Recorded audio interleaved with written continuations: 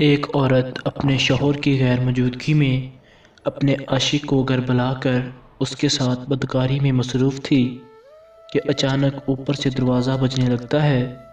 اس نے اپنے عاشق کو دروازے کے پیچھے چھپا دیا اور گھر کا برونی دروازہ کھولا تو اس کا شوہر باہر کھڑا تھا۔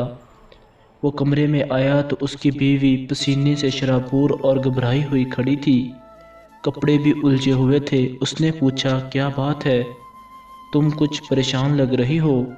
تو بیوی کہنے لگی کہ کچھ نہیں، ایسی کوئی بات نہیں، لیکن اندر سے وہ پوری ڈر چکی تھی کہ آج تو پکڑی جائے گی۔ اچانک اس کو خیال آیا۔ اس نے اپنے شوہر سے کہا کہ آج میں تم کو ایک کہانی سناتی ہوں۔ ایک عورت تھی، جب اس کا شوہر کام پر چلا جاتا تو وہ اپنے عاشق کو گھر بلا کر اس کے ساتھ بدکاری کرتی تھی۔ ایک دن وہ اپنے عاشق کے ساتھ مصروف تھی کہ اچانک اوپر سے اس کا شوہر آ جاتا ہے۔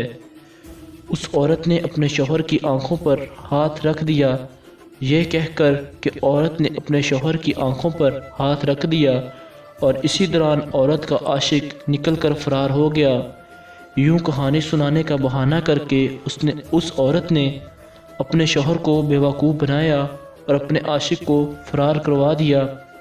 عورت کے دل میں جب بے ایمانی آتی ہے تو وہ دنیا کے کسی بھی چلاک مرد کو یوں بیوقوف بنا دیتی ہے۔